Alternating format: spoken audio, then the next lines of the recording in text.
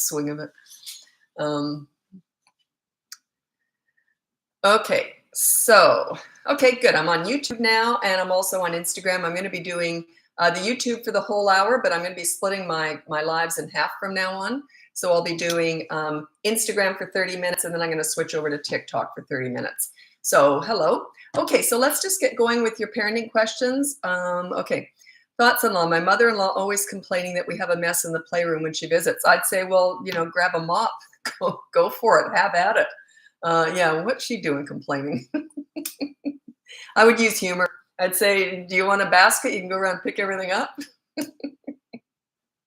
Yeah, that wouldn't go very well with me. I would just use humor. uh,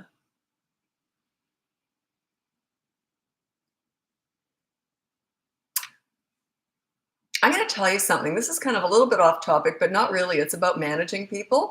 And it kind of reminded me of this. Years ago, I had someone who was really coming at me all the time. One of those people who would always say, why do you do this? Why do you do that? And it was someone I had to see a lot. And always asking me to explain myself. You know, one of those types like, why don't you clean up the playroom? Why is it always dirty? Like that.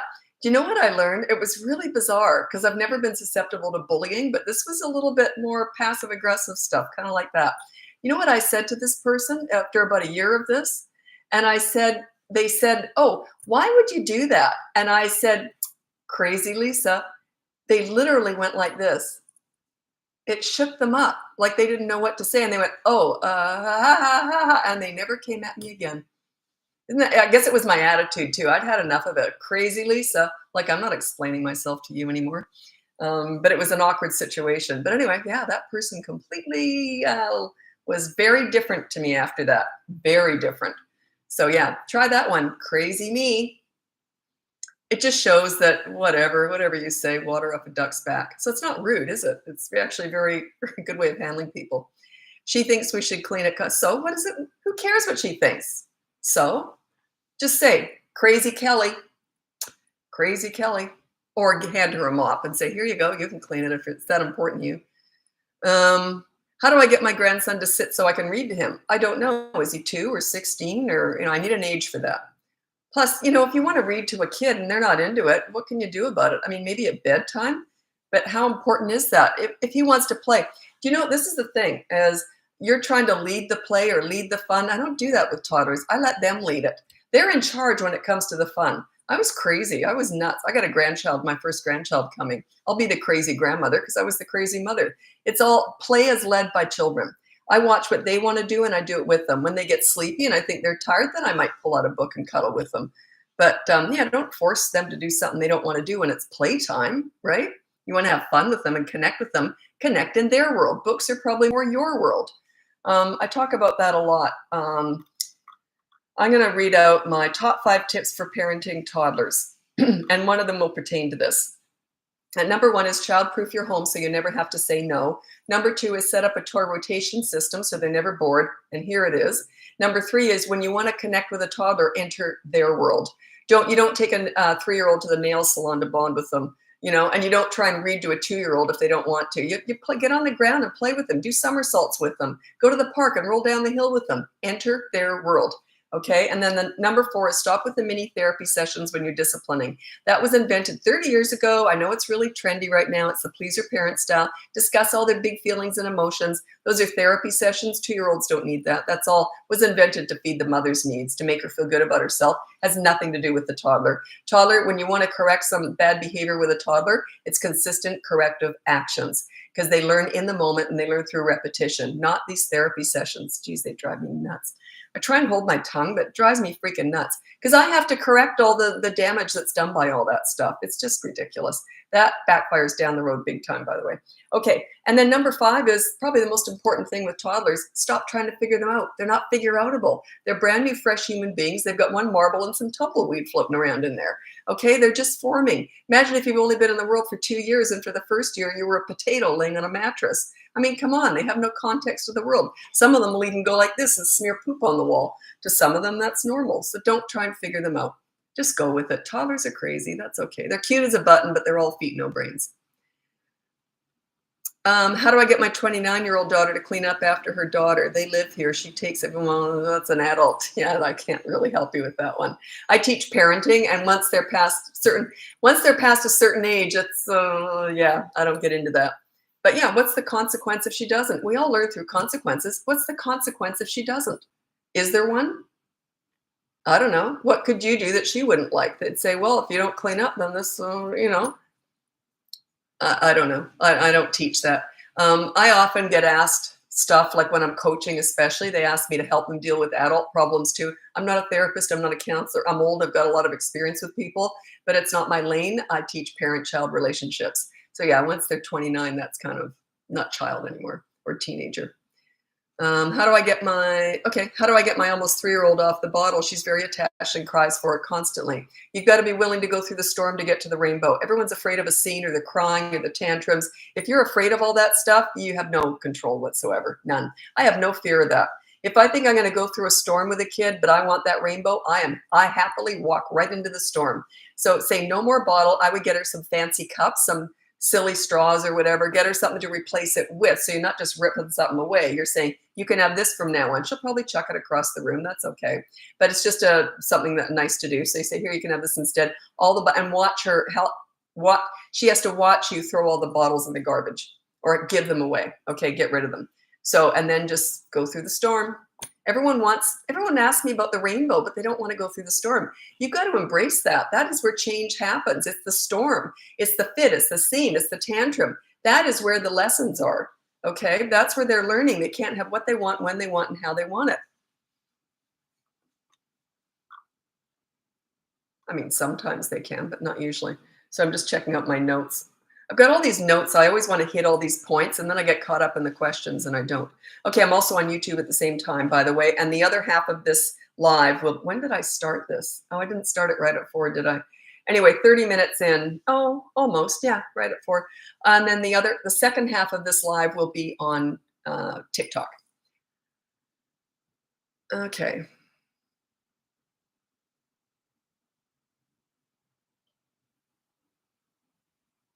Oh boy. Okay. Okay. I can feel a lecture coming on. I'm going to try and control myself. You said, hi, good night. My son is 7 years old, and the only way he does homework or study is when he is promised screen time. Okay. How do I get him to love doing his work without screen time as an incentive? That is, I want to say ridiculous, but I'm trying to be tactful. Why would you want him to learn to love it? It's like parents will say to me, how do I get them to want to do chores? You're the pleaser parent style. You can't make everything pleasant for them, and you don't want to. You want them to learn that they got to work before they can play. Someone told me that line, by the way, that work, then play. So you got to do it. And I always say, you got to do what you need to do before you can do what you want to do. They got to earn the fun. You don't want it to be fun. You don't want homework and chores to be fun. Like if they are, fine. But if not, who cares? They've got to learn how to do the hard stuff. Don't try and make everything easy for your children. You're going to turn them into self-entitled snowflakes with mental health issues. I'm exaggerating. Yes, I'm exaggerating. But they're going to grow up thinking everything should be fun. They'll get a job and they'll go, I don't want to do that. That's not fun. You see, my mom made everything fun for me. She gave me money for everything, So you don't want that. You want them to, like my kids, they would never, ever have said, can we play on the PlayStation unless their chores were done? It just wouldn't have happened. They wouldn't have done. They just would never have asked, because they might have said, oh, can we watch TV? And I'd say, oh, well, as long as your chores are done, sure. That's how I would talk. And so oh, right, sorry, Mom. And they'd run around doing them, right? They learned you got to do what you need to do before you can do what you want to do. They had to earn the fun stuff. Not everything, but yeah, that's so you don't want to try and make it fun. Love doing his work. You don't want that. Because when he's older, like I said, they're going to get a job or they're going to be in high school. No, I don't love that. Mom said I don't have to do it if I don't love it. You see what you're doing? Watch that.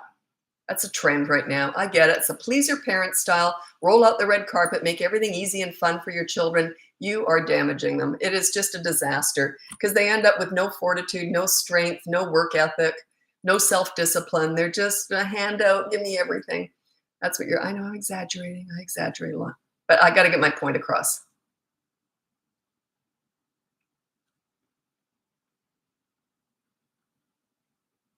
Well, My 3-year-old son hates washing his face in the morning. What can I do to not make that experience painful? Well, is it painful? Or for you, you mean? You mean emotionally painful? Oh, okay. So I would just say, well, it's just got to be done. It's again, it's one of those things. It has to be done.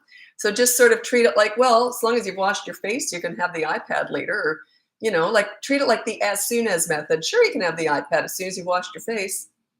That's not a bribe, by the way. That's incentive. A bribe is when they're doing something bad, and you say, if you stop doing that, I'll give you the iPad. That's a bribe. This is incentive. You got to earn this iPad by doing what you got to do, right? They learn. Parents struggle with this. Kids just get it. I've worked with hundreds of kids, and I've always managed to get respect. Is it the kids or is it me? It's leadership. That kids really pick up on leadership. The problem is you've probably got a history of not being a leader, maybe a bit of a pushover and a pleaser parent, right? You've got that history. So it's harder to change. It's harder for you to get respect than if I just came in. I have no history with your kids. Plus, I'm level 10 with what I teach. You're just learning this stuff, right? I teach leadership. Oh, geez. Yeah, I hate answering these questions, and I'll tell you why. I have a newborn and a 2-year-old. My toddler is listening less than usual. You think that's because of the newborn? Oh, absolutely. You know why I don't like answering those questions? Because I can't help you a lot. If you've got a newborn and a toddler, you're just in for a wild ride. Like, there's not much I can do to help you with that. It's just going to be, it's temporary though, right? So yeah, that's why they're not listening. They know they've got you by the knackers because you're sitting breastfeeding. You're stuck a lot of the time. You can't just get up and tend to them, right? How much screen time did you allow your kids? I don't remember. They're like, old now. So I don't remember, but I was very selective in what they watched. I know that. And I remember when The Simpsons first came out, I was letting them watch some of that, but most of it went over their head. And I was allowing my son to watch, but my daughter had to sit in another room with me while he watched it. But I remember that was a big deal. He would have been about 8 or 10, and I allowed him to watch The Simpsons at that age. So I was very selective with what they watched. I didn't like cartoons a lot. I was more into the educational, like the kids' educational stuff. I loved one show I loved, and if you look it up on YouTube, it's fantastic. The Old Art Attack, and it's a British BBC show, I think. And I raised my kids in Australia. We got a lot of British BBC British TV there. Anyway, but it was called Art Attack. I love stuff like that. So yeah, I wasn't so much worried about the time. I was more worried about what they were watching. But they weren't on there a lot. We were out all the time. 3-year-old screams at the top of his lungs when being punished. Do I just ignore? You bet you do. Yep. That's his process. Oh, you got to allow that. That's his process. He's learning, oh, wait a minute, I'm not going to get my own way. If I scream, I might get my own way. If he's 3 years old and he's doing that, that says to me that you've taught him to do that. Because if he's screaming, he thinks he might change your mind because you must have changed your mind in the past. They don't tend to do that at 3. Certainly by 3.5 or 4, they wouldn't be doing that unless you've taught them to do it by giving in. So you can unteach them that, though, by never giving in. And also, you getting upset is them winning. If you look upset, like if a kid's having a fit because I just laid down the law with them, this would be me. I would be maybe just doing some dishes or something. This would be me. If they're screaming and having a fit, I'd just go like this. Like no dirty look or anything, just you acknowledge it. Yeah, whatever. Like means nothing to me. That's your process. That's none of my business. That's your business. You're processing. You didn't get what you want, when you want, and how you wanted it. So I don't get involved in that stuff.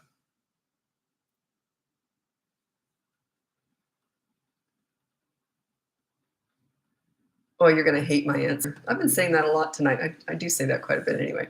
You're not going to like my answer. Any advice for a 2-year-old who will put absolutely anything in the trash, including his toys, shoes, anything to get a hold of? What does a 2-year-old get access to the garbage can for? And my kids had no access to it. It was put away in the cupboard or in the pantry with childproof locks on them. So yeah, that's like saying, how do I stop my 2-year-old from brushing his teeth with a toilet brush? What's he got access to that for? Now, my top 5 tips for parenting toddlers, the first one is childproof your house.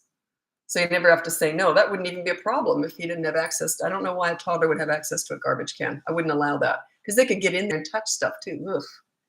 So yeah, you're setting them up for failure by allowing that.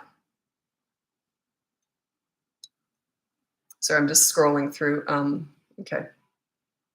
I know I can't get to all the questions. I'm doing the best I can. And I try not to double up with questions a lot. So 3, almost 4 years. Okay, so 4-year-old is so shy. He will scream and run away from any stranger, even some family members. How do we get him to feel safe and not freak out?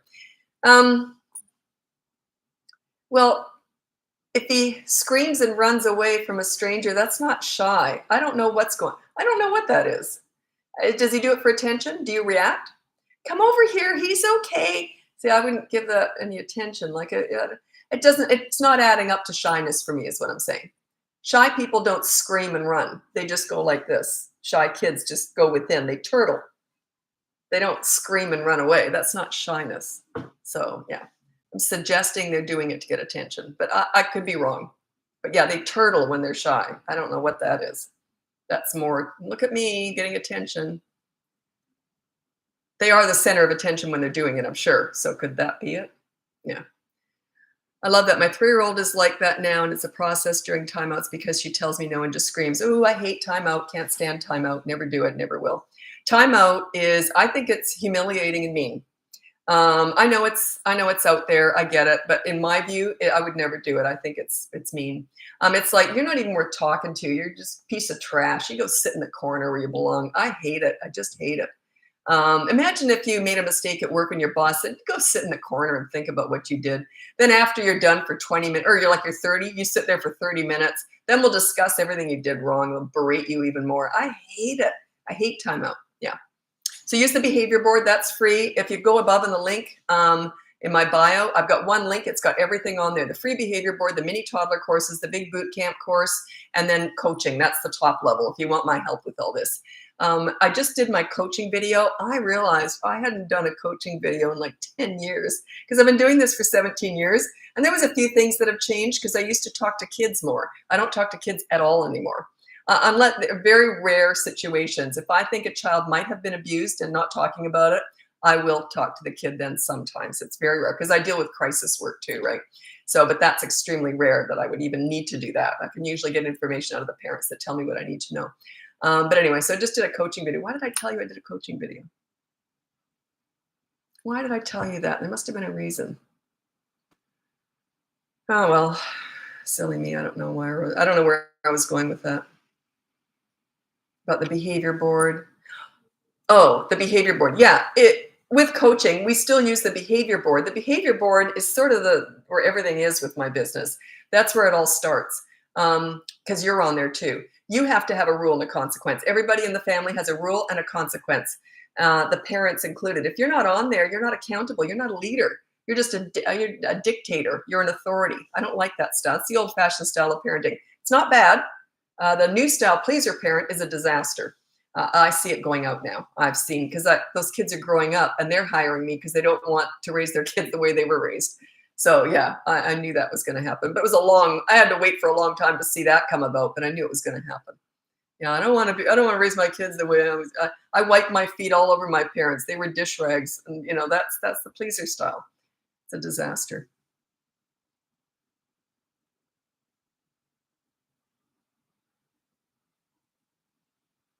Okay, 3-year-old refuses to share with her 9-month-old brother. She hits him. Okay, so every time an older sibling hurts a younger sibling, I use the behavior board and say no hurting your brother, whatever. And then every time she does, he gets to play with her favorite toy for 10 minutes. You play with him because he's not going to know the difference, right? And she cannot join in. So she's mean to him. Now she has to do something nice by sharing her favorite toy.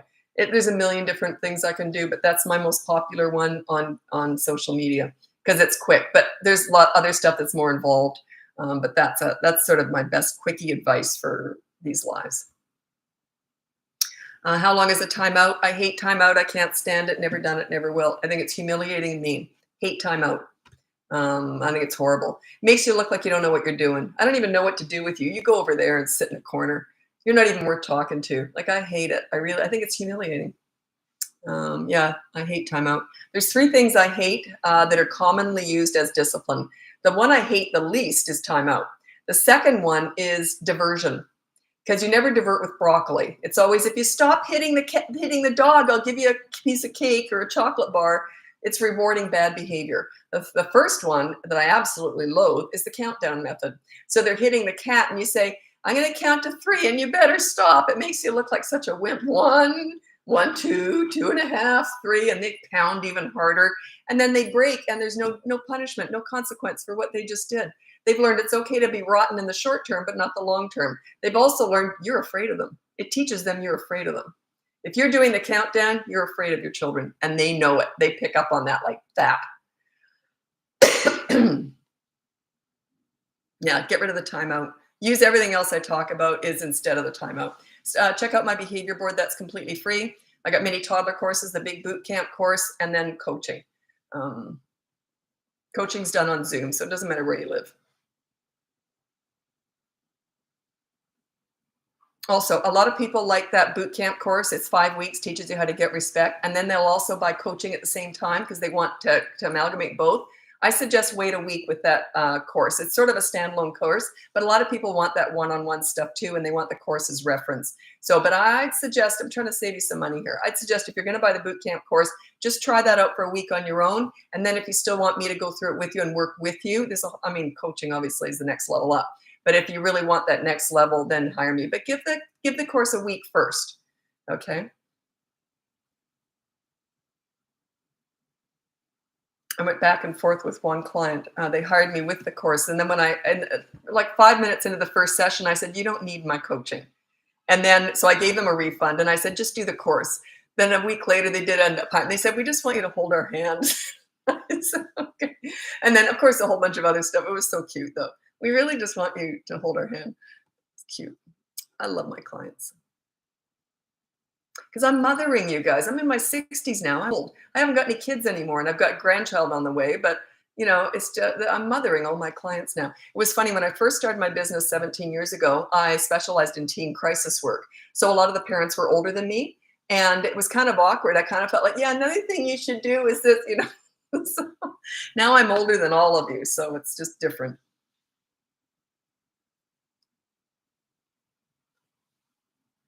Well, you're overthinking this. Okay, this is Tayyab 456. My 2-year-old toddler girl keeps wanting validation from her mother when playing. Should she validate or no? She says if she keeps giving her validation, then she might grow up to be a people. I don't quite know what you mean. But yeah, you don't need to validate everything, and you're overthinking it. It's not a big deal. Like when my kids are playing, I go, oh, I was very interactive with my kids. I was sort of always watching them. I never had a playroom. I don't like playrooms. I want my kids right here with me all the time. They'd be playing. I was always talking to my kids. And so, yeah, I don't quite know what you mean by that.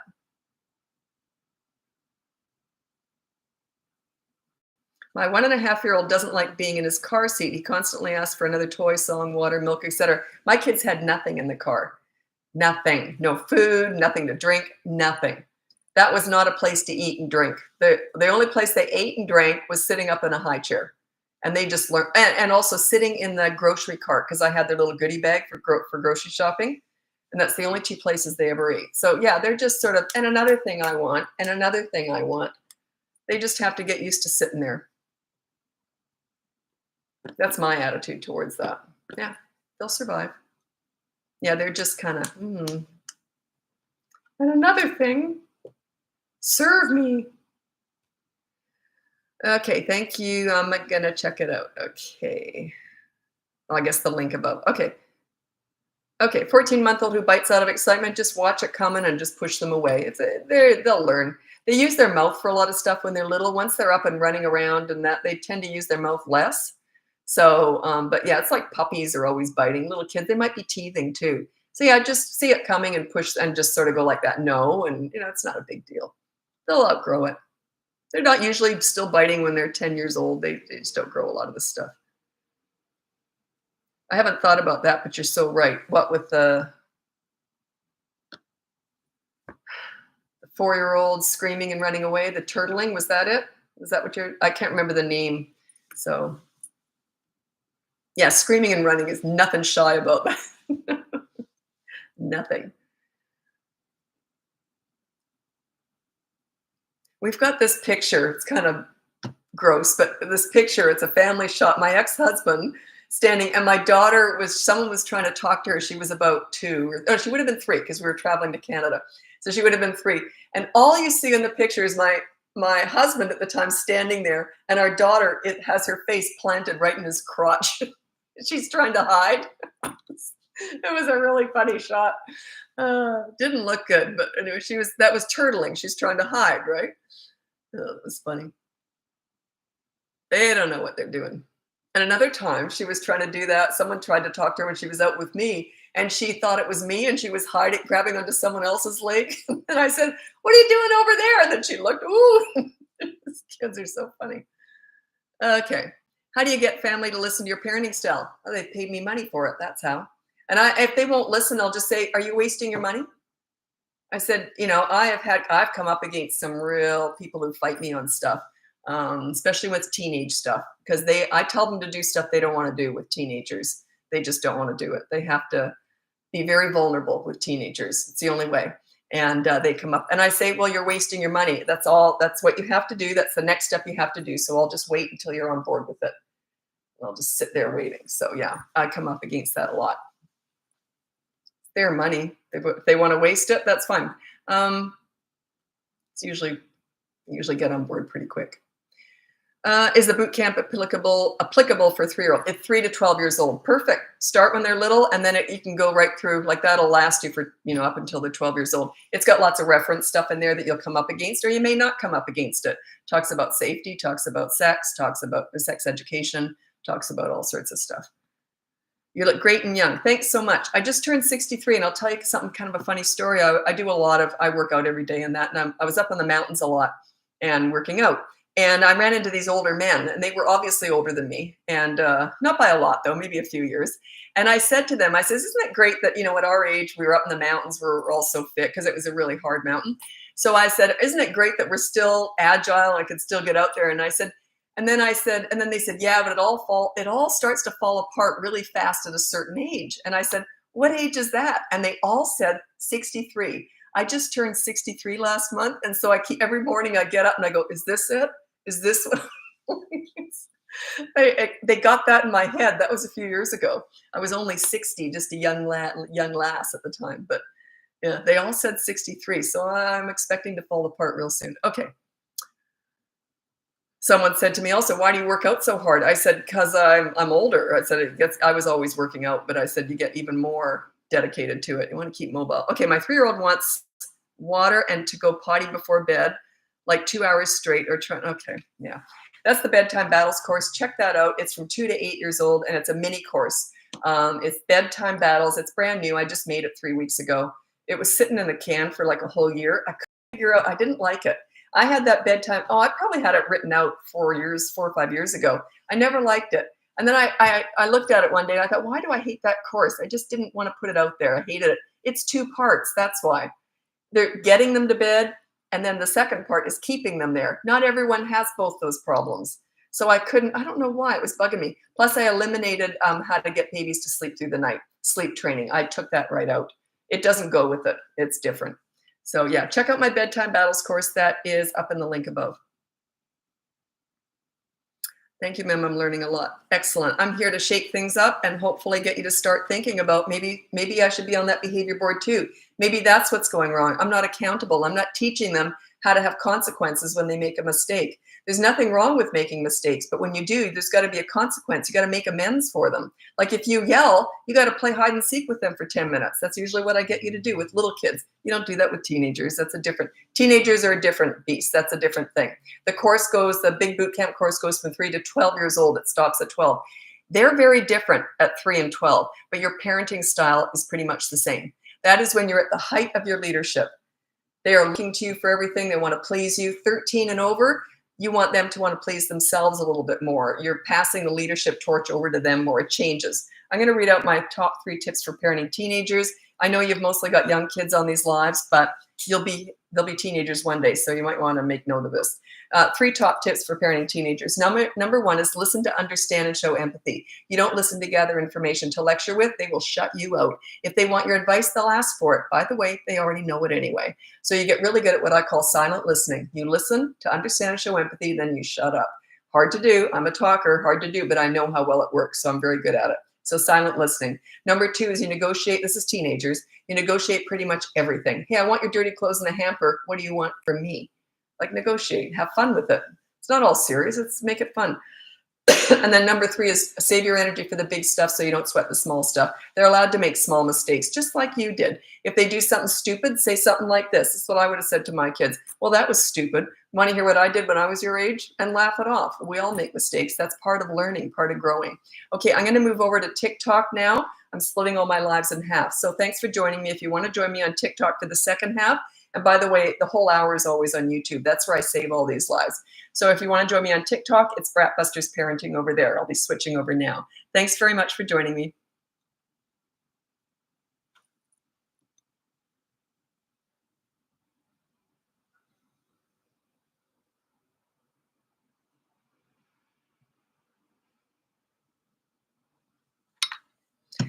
Okay. Hi, YouTube. I'm back. Just waiting for TikTok now. You can ask questions too on YouTube. I must admit, I don't always look down there because I'm just so used to doing them on the phone. And plus, I've got your camera, your webcam's up there for YouTube, and then the questions show up down there on the computer. I'm just making excuses. Okay, so I'm not going to do a big intro. I just did 30 minutes on, what's it called, Instagram, and now I'm doing my 30 minutes on TikTok. Remember, I'm splitting all my lives in 2 from now on, Instagram and TikTok. So I'm just on here for 30 minutes now. So I'm just going to ask you to just start asking parenting questions whenever you want, and I will do my very best to answer them.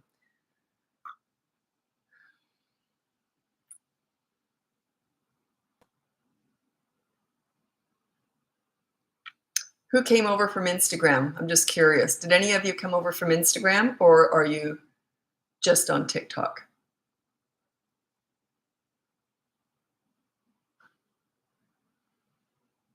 Okay, I'm just waiting for people to turn up. I did. Oh, welcome. Okay. Me. Okay. Interesting. Okay. Came from Instagram. Yeah. Okay. Okay. So feel free to ask questions on. Oh, you're on TikTok. Okay. Bev. Okay. Okay, so start answering your parenting questions. By the way, everything I've got to offer in my business is in the one link above. You've got my free behavior board, my mini toddler courses, my big boot camp course, 3 to 12-year-olds, and then coaching is the next level up. And if you've got teenagers, most people, I mean, I don't have any courses for teenagers, so you have to hire me for coaching. Or you can use the behavior board on your own. It can be tricky doing that on your own with teenagers because we usually do some prep work before you really get into the behavior board with teenagers, but you can give it a go. And call it, if you've got teenagers, call it an accountability chart. A lot of my clients have taken that to work and used it with their staff too. So it's just about being accountable. That's all it is. Okay, so parenting questions, whenever you're ready. I've been a while. I used to always ask you about my boys. Okay, it's been a while. Where you been, Monica? And then Taylor, I'm from Instagram and TikTok. Excellent. Yeah, Instagram's really picking up. I've only been on there for a few months now, and it's picking up. That's why I've split the lives in 2. So, so I don't have to think, should I go on Instagram doing a live or TikTok? So I think it's a good way of dealing with it. Okay. Okay. Any other examples for nice? Okay, you came from Instagram, obviously. Any other examples for nice things kids can do for each other after hurting? Kids 4 and 7. So, oh, maybe you didn't come from Instagram. Okay, so let's say they hit each other and then you want them to do something nice. They can make their bed. They can braid their hair. It doesn't have to be anything big. It's just symbolic. You did something mean to someone. Now you do something nice for them. Anything. Just ask them. Ask the one who was hit. What would you like them to do? Bring them in on all this stuff. Say, what do you think they should do for you? They hit you. What do you think would be a good thing for them to do? Maybe they have to put their dishes in the dishwasher after dinner because they're 4 and 7. They can start doing that. So yeah, bring them in on some of these decisions. That's what you want to do. I didn't really discipline my kids. If they did anything, I would just say, what do you think we should do about it? Oh, sure. How about I brush your hair, Mom? I love having my hair brushed. I've never had anyone in my whole life who likes brushing hair. I'll tell you, if I ever win lotto, I'm going to hire just a hairbrusher. Somebody who just brushes my hair for like an hour a day. I love having my hair brushed. So that's what I'd get my kids to do. If they kept me waiting or anything, I'll get the brush, 5 minutes. This parenting stuff is kicking my behind with the boys. So it's not working, or it is kicking your behind with the boys. So your parenting is kicking your, yeah, okay. Keep watching. Parenting it's a lot of work, but once you know what to do, it gets easier. Like whenever people hire me for coaching, they said it instantly became less stressful when I had someone telling me what to do. It's like anything, right? Once you've got a plan in place, it gets easier. So for free, you can check out my behavior board, start there. You can buy my boot camp course or hire me for coaching. Get a plan in place and just start there. Remember, it's one step at a time. Everyone wants to lose 20 pounds in the first week at Weight Watchers. It's not like that. You maybe lose a pound or two a week. With parenting, it's like that. You go step by step. You want to get to level 10 with leadership? Step 1 is week 1. In the course, the 5-week boot camp course, it's 5 weeks. Step 1, step 2, step 3. Those are all behavior boards. Step 4 and 5, the 4 and 5 weeks, they're in the moment discipline.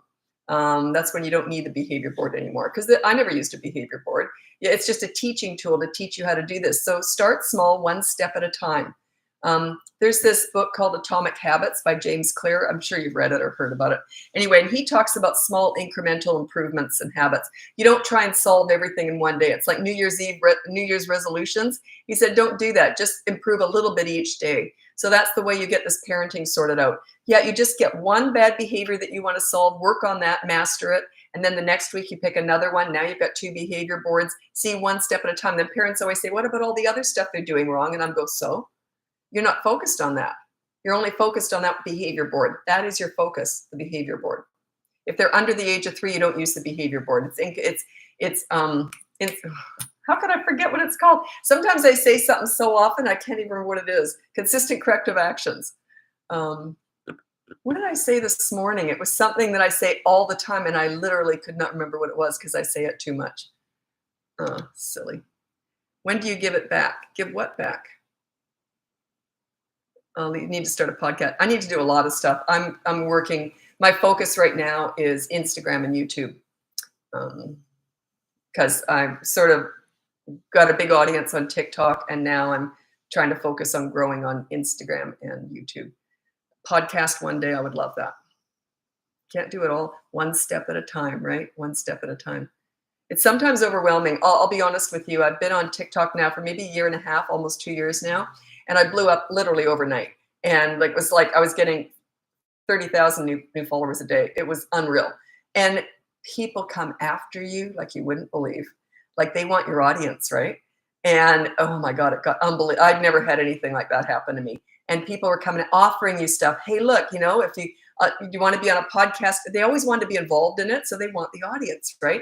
So yeah, I'd said no to absolutely everything when I'm ready, because I'm here to serve you. So if I was to just listen and take and there was some big money involved in some of this stuff. And I said no to everything because I'm just here to serve you. And I'm very slow. I'm older too. It's harder to change. And I'm not that money hungry. So, I just want to just do it at my own pace. But yeah, I would love to have a podcast one day.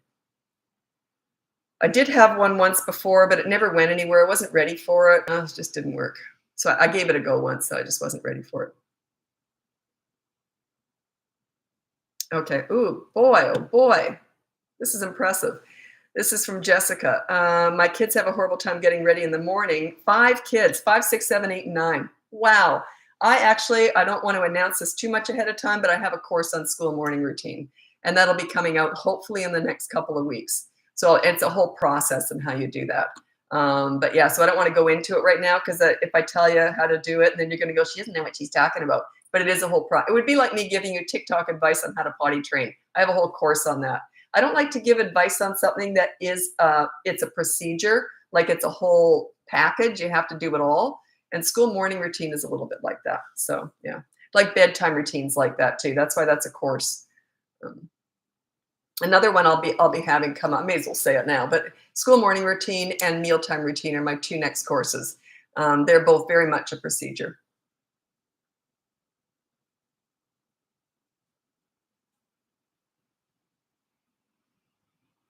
Okay, I just did a video on this. What if they keep misbehaving and you already gave the 24-hour media blackout? Yeah, I just did a video on this.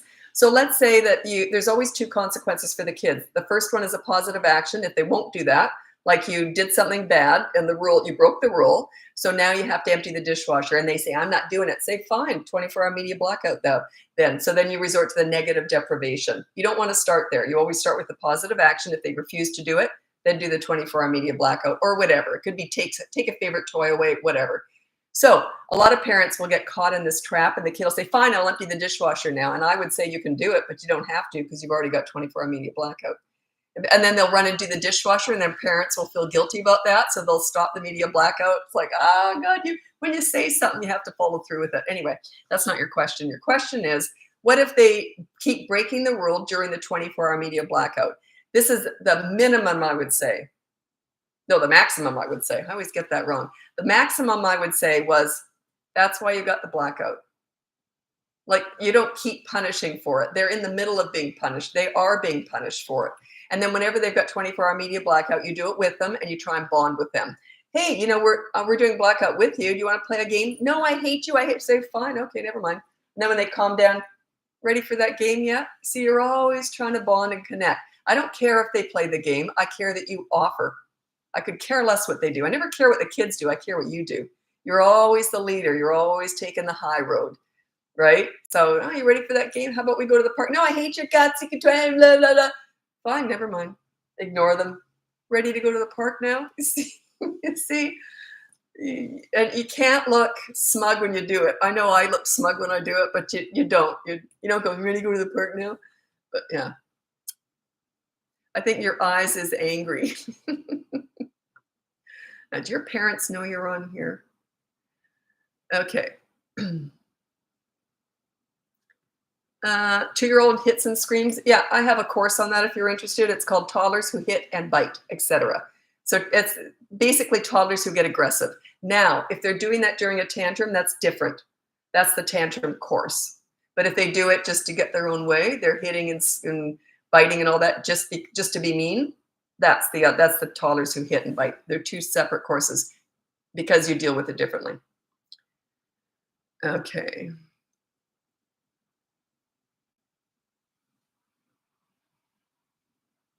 Well, I'm not okay with any kid hitting. I don't care if they're 9 months old, but you don't say no and then you pull their hand away.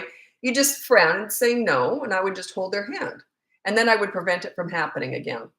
Because they're going to keep hitting you. If you allow that, then that's on you. But if I know a kid's going to hit me, I get pretty good at telling when they're going to hit. Or I just turn them around so they're facing out. They eventually learn. They're just babies. You don't ever say no to a baby to make them cry. You say no to make them go like this. They're like looking at you like, oh, that reaction is new. So yeah.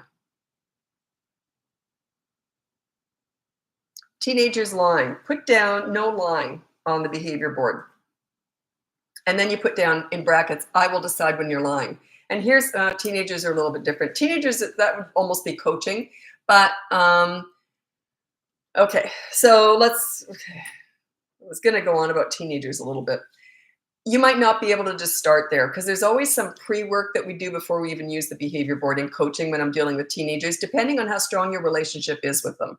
If you've got a really strong relationship with them, just use the behavior board, call it an accountability chart, and put down no lying, and then in brackets, I will decide when you're lying. And here's how you got to find out if they're lying first. So if you already know, just say I'm deciding you're lying, and then they can't argue that because you put it on the behavior board. And then if you're not sure, interview them about it. Say, can you tell me exactly what happened? And then maybe ask them again a few hours later. If they're lying, they'll usually change the story a little bit, but not always with teenagers. They're pretty they're pretty savvy. So yeah, I would put it on the behavior board. If your relationship is really fractured with your teenager, that's not going to work. You're going to have to hire me for that because I work on teaching you how to connect with your teenager. I'll give you my top 3 tips for parenting teenagers. Number 1 is you listen to understand and show empathy. You don't listen to gather information to lecture with. They will shut you out. If they want your advice, they're going to ask for it, and they already know it anyway, okay? So I call it silent listening. You just sort of listen to understand, show empathy, and then you shut up. Really hard for someone like me who's a talker, but I'm very good at it because I know how well it works. So, and they will end up telling you everything. They just can't help themselves when you become a really good listener. So that's number 1. Number 2 is you negotiate pretty much everything. Hey, I want your dirty clothes in the hamper from now on. What do you want from me? Have fun with that one. And then number 3 is don't sweat the small stuff. Save your energy for the big stuff. They're allowed to make small mistakes, just like you did, okay? So don't berate them for the small stuff. How do you deal with 13-year-old boy who says, I love you to girlfriends he has? Well, I don't know how to answer that because I don't know the situation. Is it just a friendly I love you, or is he getting real hot and heavy with them? So that would be coaching. If it's hot and heavy, that would be coaching. So check out the link above if you want to work with me on that. Okay. Okay, 3-year-old who hits during a tantrum. You might want to check out my tantrum busting course. It goes into that, but you just physically restrain any aggression or violence. So if they're hitting themselves, hurting themselves, hurting someone else, or damaging property, you physically restrain them. If as soon as they do something physically, you say no and you hold them, and then you only for a few seconds or whatever, and then you let go. If they get violent again, you say no, and then you don't talk to them. You look away. Like you still ignore them, but you will say no, and then you physically restrain them. But every time after that, you don't even have to say no. The fewer words, the better. It's about actions, not words. Um, yeah, so you always physically restrain. You don't do that with a 7, 8, or 9-year-old and up. Depending on how big they are, you don't physically restrain them. You're just going to have to put up with some broken stuff.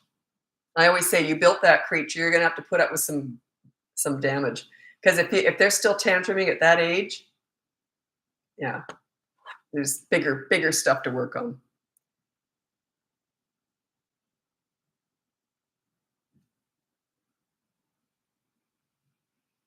I have no idea what some of you are talking about here. I think there's some kids on here.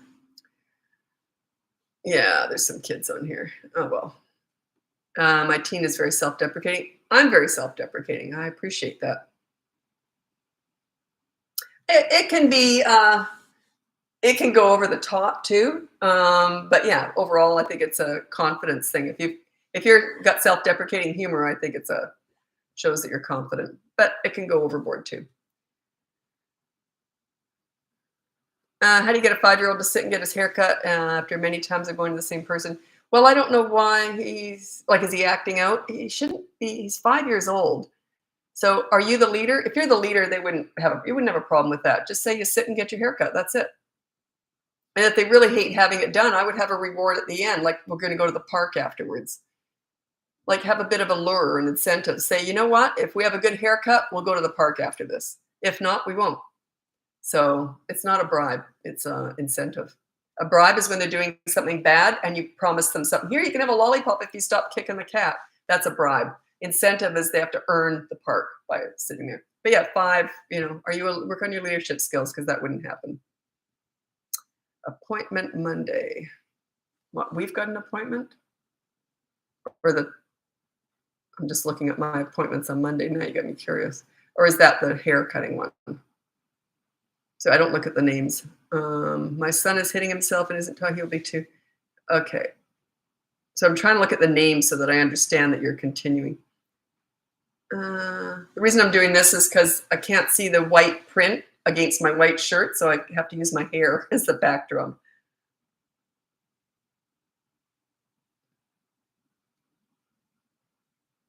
The hair cutting one, yeah, I think he's kind of working you. Is he scared? Is he truly scared? There's a difference, or he just, I don't know. I don't know.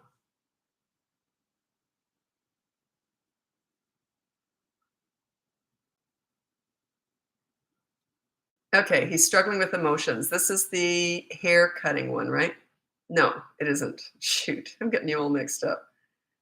Yeah. Just a sec. My son is hitting himself, isn't talking, he'll be 2, has a speech. Appointment Monday.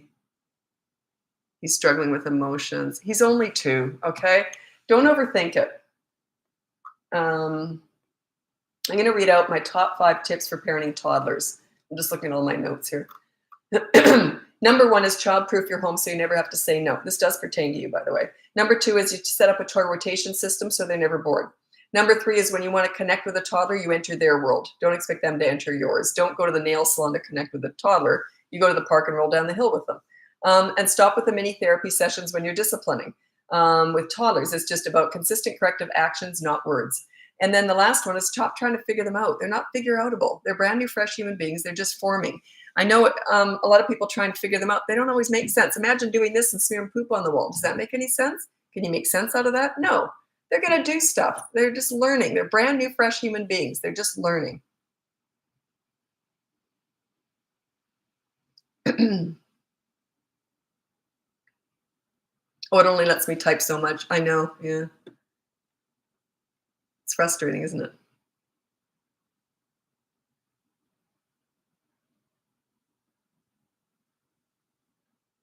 How to calm two very energetic boys, 8 and 3, before bed. Well, bath time is I actually have a whole bedtime course on that if you're interested. It's 2 to 8 years old, and it's how to get them to bed. But yeah, if they're not calming down, chances are, this is my gut reaction to that, that they rev it up around bedtime just to drive you nuts so they don't have to go to bed. So they don't really have all this pent up energy, but if they get particularly energetic around bedtime, they're just revving it up to get you going and to stay up later. That's my gut reaction. I could be wrong, but I don't think so.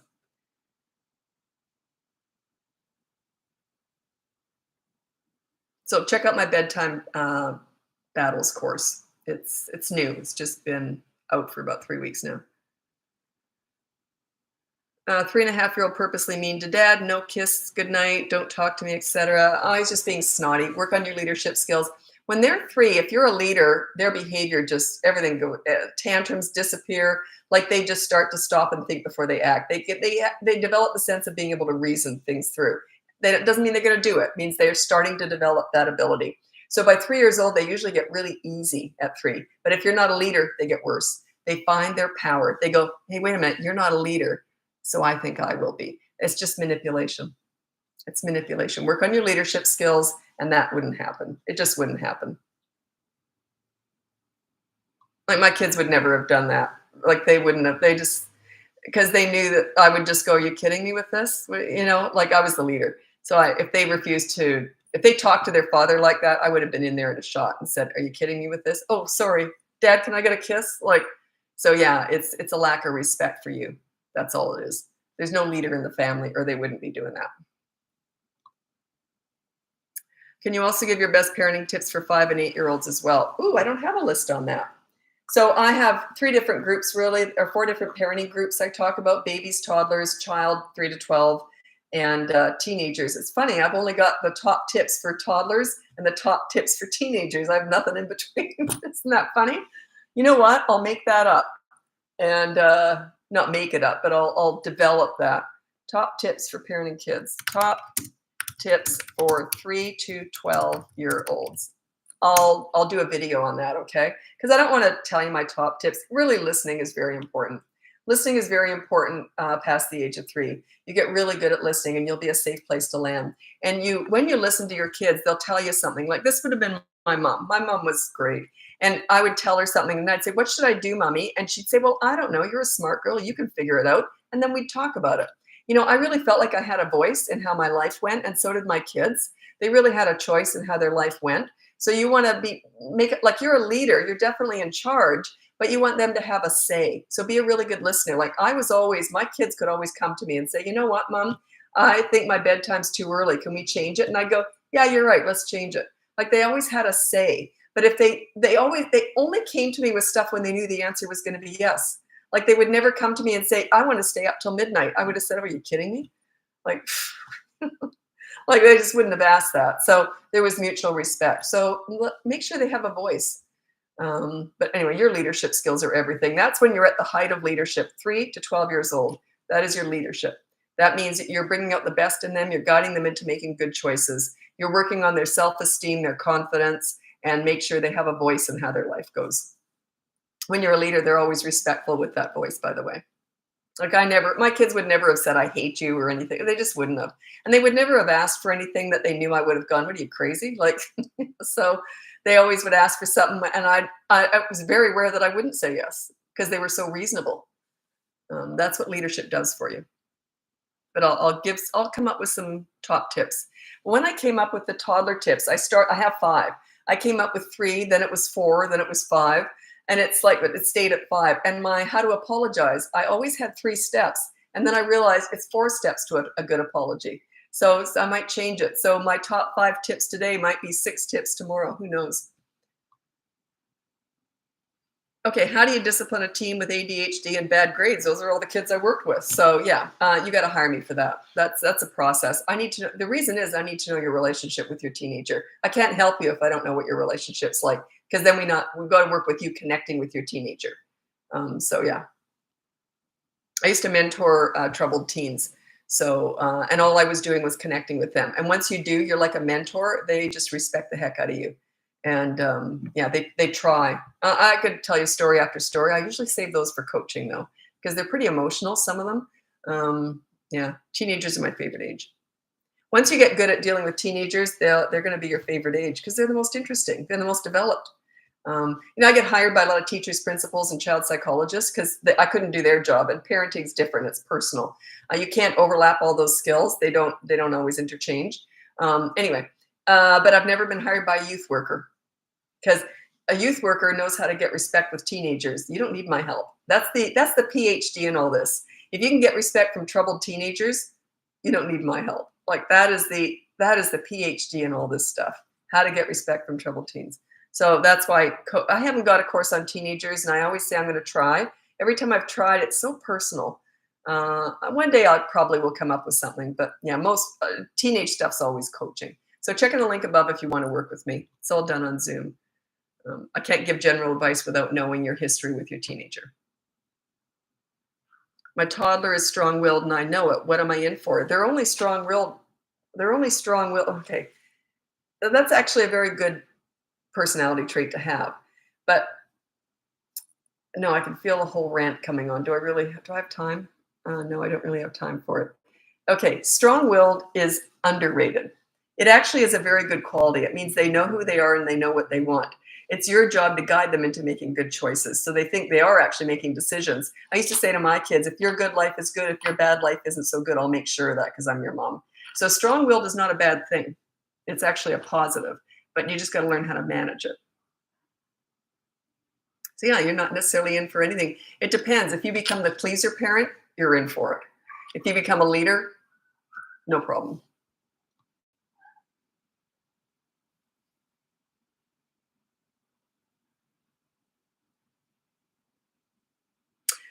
This one, I don't really know if I've got an answer for this. My 2-year-old likes to hold little girls' hands and won't let go, keeps grabbing their hand. Yeah, that's personal space stuff, and he's only 2. So I would just say no. I said you can hold her hand if she wants you to, but if she says no, then you have to let go and just keep doing it over and over and over again, and then just keep separating, keep separating. So it's consistent corrective actions. It's not words, but you can say if she doesn't want to hold your hand, she doesn't have to.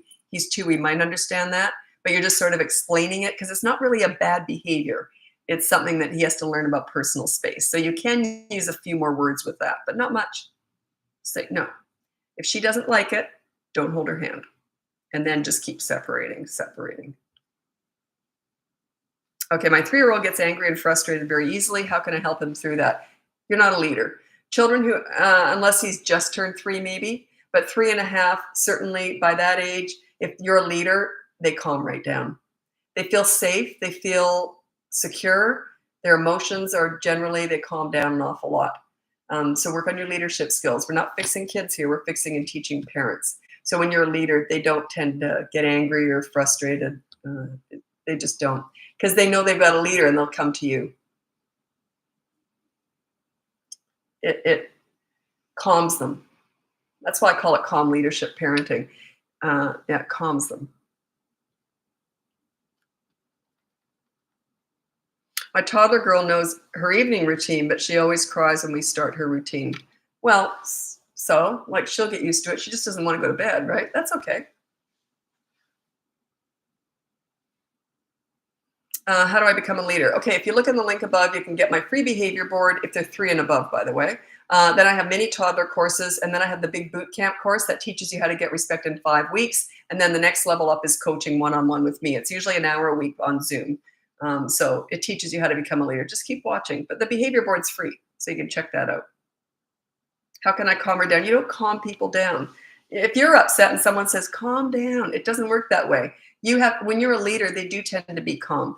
Okay, I'm going to tell you something interesting. I've said this a million times before, but anyway, the easiest kids for me to get respect from were always the ones where the teacher, whatever, would say to me, good luck with this one. And that was usually the kids I got anyway. The feistier the kid, the quicker they were to turn around for me. Do you know why?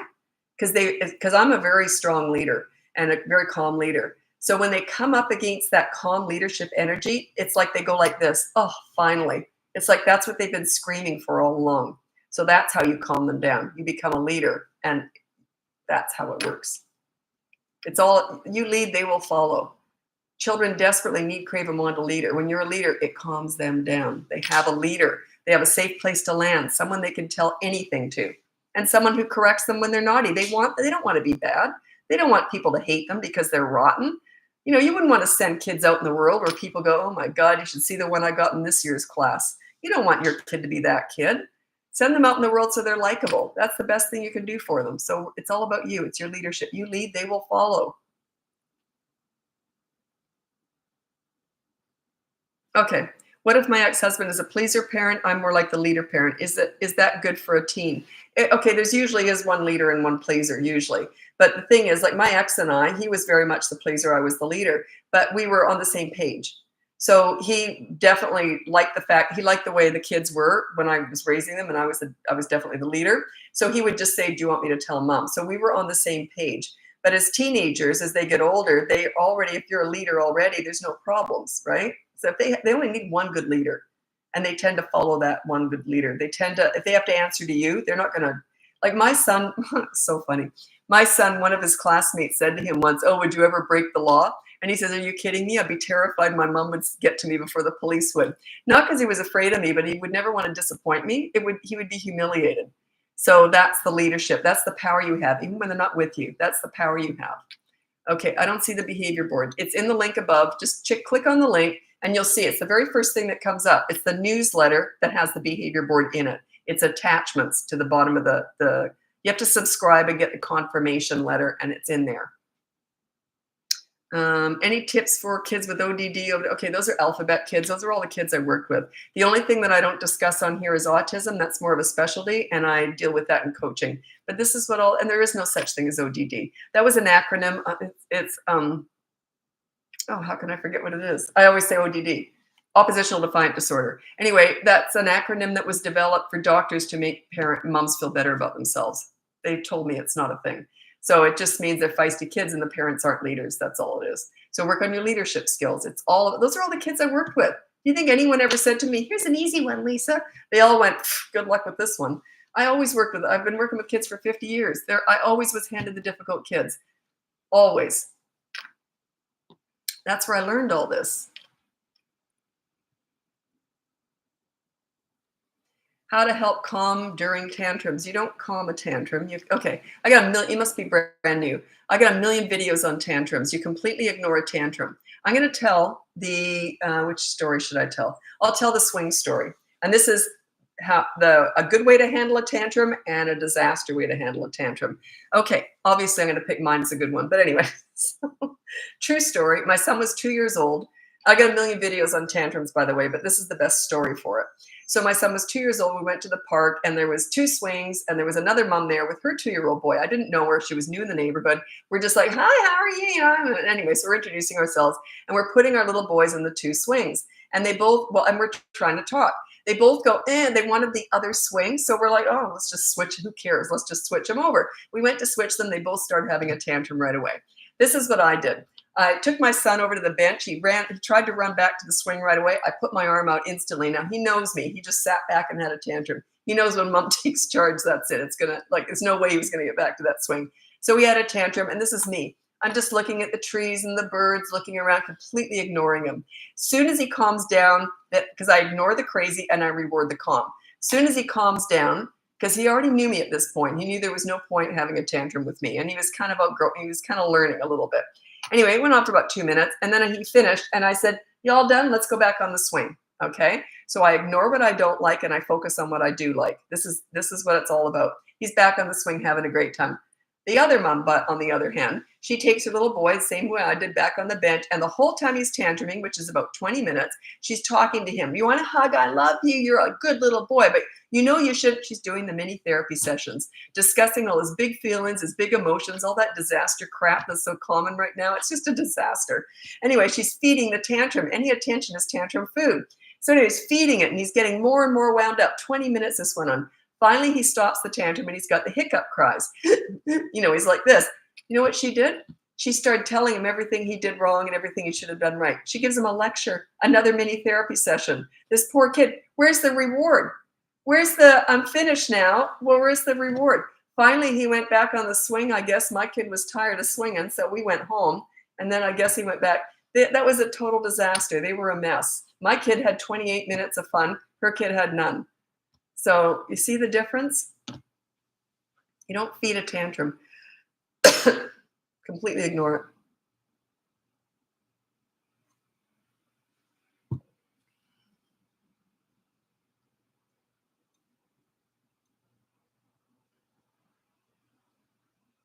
You're overthinking all these acronyms, and I'm not a doctor, so I'm not going to comment on that. I'm only going to comment on ODD because many doctors have told me. A lot of my clients are pediatricians and doctors and that, and they've said, yeah, it's just a made up thing to make moms feel better about themselves. Like, it's not your fault. He's got this condition. So, I don't talk like that. It is your fault if your kids are acting out, not when they're toddlers, but it is and what I mean by fault, it's just your responsibility. When I was working with kids and they acted out, I only worked with them maybe once or for an hour a week. And I always did this. If they acted out, especially the delinquent teenagers, if they swore or did so or threatened someone, I always did this. I go, what am I missing? What am I doing wrong? I'm the leader. I'm the adult. I take charge. I take the blame. It's my fault if they do that when they're under my charge. It is your responsibility when they're acting out. It's not the ODD. It's not the WXYZ. It's all on you. Their behavior is 100% a direct result of your parenting. Their behavior, not their basic nature and their basic personality, but their behavior is 100% a direct result of your parenting. So work on your leadership skills. It's everything. It's everything. But yeah, I know and I knew there was no such thing as ODD, and I knew exactly, but doctors have confirmed it over and over and over again. It's just to make the moms feel better because they don't want to hear that it's their fault. But then they're never going to get any better. They're never going to, I think that's ridiculous. We're coddling them. We should be saying, yeah, you can take charge here. You can change that. But no, I'm not blaming the doctors at all. They're like, God, they're not experts at parenting. I mean,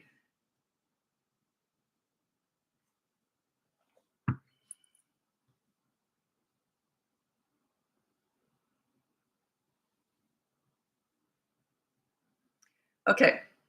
How much time do I have for this one? Oh, I'm out of time, but I'll just read out the question. I'll tell you why I really can't answer. So how do you stop the acting out when you are working with the teens that act out? I have a story I tell all the time in coaching, and I don't want to get into it because most parents here don't have teenagers.